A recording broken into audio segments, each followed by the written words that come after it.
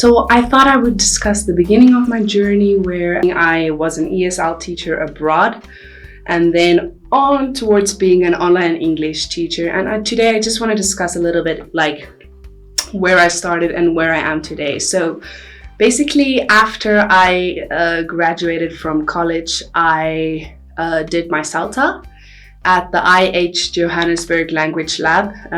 It's in Braamfontein and it is an awesome place to go and do your CELTA if you're interested. So after I did that, I thought, okay, cool. So now I want to go overseas. So I first wanted to go to Saudi Arabia, but then I was like, I don't know if that's my style. Like, I'm very expressive. I'm very out there. I'm very outspoken. So I kind of knew that that was not my vibe. So then I got contacted by my first job, which was Interlingua School in Guiyang, Jingyang, Guiyang, China. And it was kind of in a rural area. Not rural, but I would say it was more poor than the other areas surrounding it. But anyway, so I got this job at this it's like an after school program. So yes, I worked at Interlingua School. Interlingua was very good for me as my first ESL job. We were about 12 new teachers at that time, so it really helped for me to become more comfortable because we're all in this together. Everyone is new, everyone is like, so that was great starting out with a fresh bunch of new teachers. Where in my other jobs, that was not the case. I was the only new one. So I will explain to you later on how that experience kind of differs. So yeah, that was very easy for me to kind of adapt to the cultural shock because you had people that did it with you. My apartment was lovely. I had like a 2-bedroom apartment, fully furnished. My working hours was great. It was like 5 days a week and then random hours every single day. It was really an amazing first job, which I can, tell other people to go and join that company. So yeah, at that time also they took people with no experience. Nowadays they're quite strict on that. So yeah, then I came back to South Africa after a year. And then I went to South Korea where I had a job at ICEV, which is Incheon English Village. It was in Incheon next to Seoul in South Korea. And I was there for about 2 years. Now, that was quite a different experience.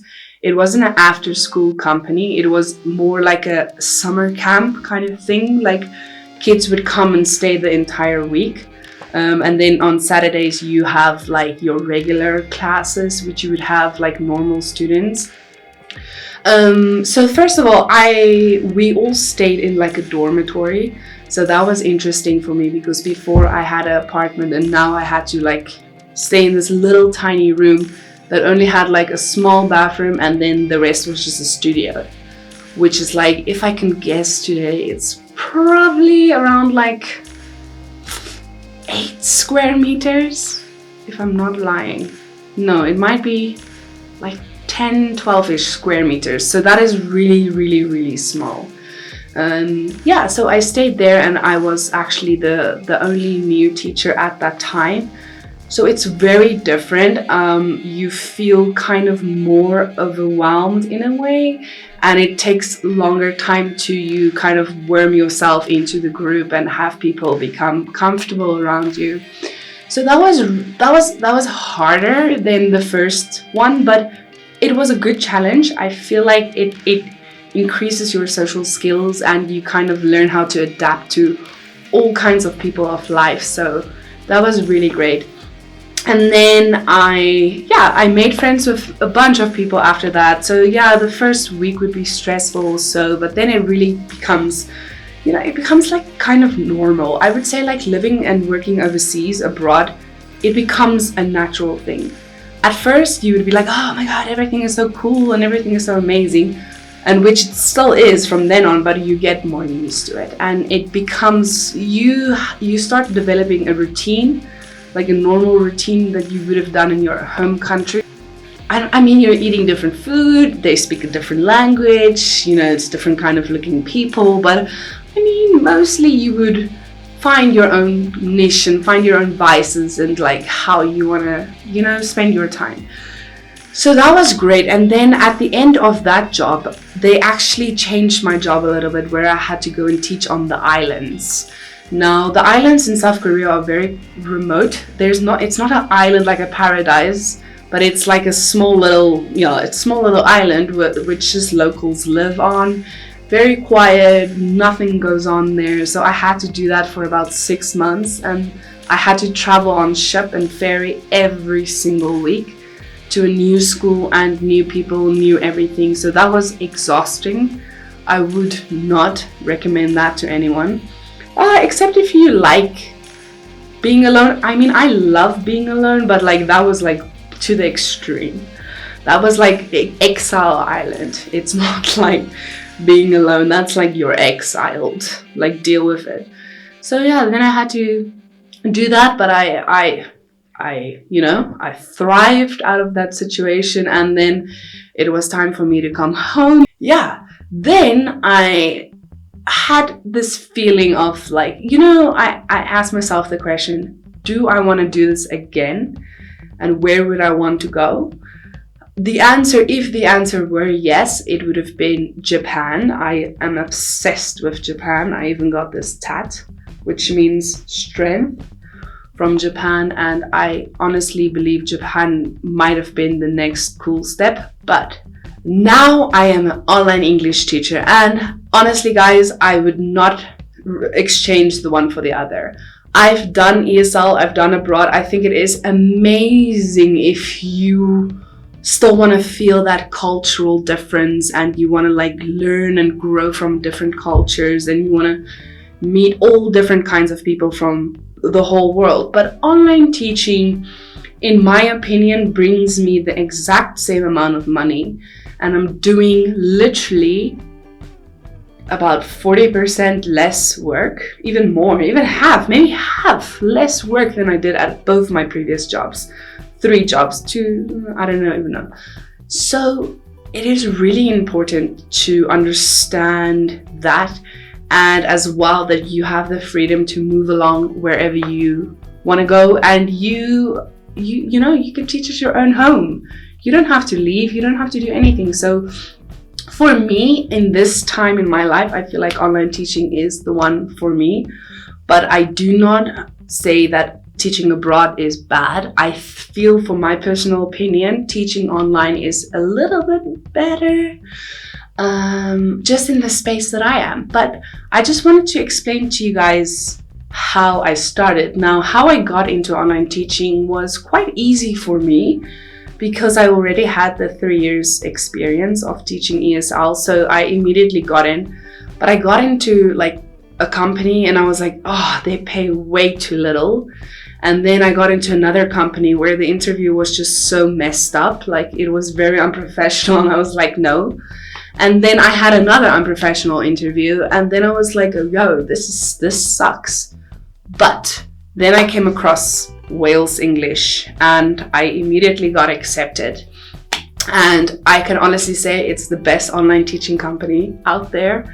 Literally the best online teaching company. And it was so secure. My classes, I had 10 classes every single week at the beginning, and now I have like 24. But at the beginning, I had like 10 classes. So, it was so steady. And I was like, oh my goodness, I'm actually like at my house, I'm chilled. And you know what? Like, this is actually a very good life. So this video is basically just to tell you guys that both are okay. I know some people are more towards like, let's go and experience different cultures kind of vibe, but vibe. Different cultures kind of vibe. But I want to let you know that you can still experience that through online English teaching. And like, I interact with Asians every single day of my life, still to this day, even though I'm not even in an Asian country. So you won't really miss out of that part, but I just want to show you that online teaching is another option for those of you that are interested in this whole ESL world. But thank you guys, that was just a little nip of my story from where I was and what I'm doing now. Oh, and by the way, now I'm also teaching for 2 other online teaching companies. So in total, I am at 3, and that obviously increases your time, it increases your money. So yeah, and the nice thing about online English teaching is you can kind of build your schedule the way you have your needs. So if you only have 10 hours a week and you just want to make a little buck here or there, then you can only have those amount of hours. But if you want to make serious money like me, then you will open a lot of your hours. So if you are one of those that needs to make a decision, just think, what do you want now and what do you need? And if you want the social part of it, if you want I want to eat their food, I want to walk the walk, talk the talk, look the look, then do ESL abroad. Do it for a year. You don't have to do it for more than that. Just go and have a little bit of fun, save a little bit of money, and then come back and continue your life. Or you can start immediately by doing online teaching, and you can still travel and go abroad. You just won't be paid for it. But yeah, I mean, whichever one, both are great. So thank you guys so much for watching this video, and I hope it gave you some clarity. And honestly, if you have any questions concerning online English teaching, please comment them down below and subscribe to my channel. I will be making more videos about my whole experience being abroad, what I've done, what I'm doing now, more in detail, and just a bunch of other stuff. But you have yourself a very good day, and catch you later.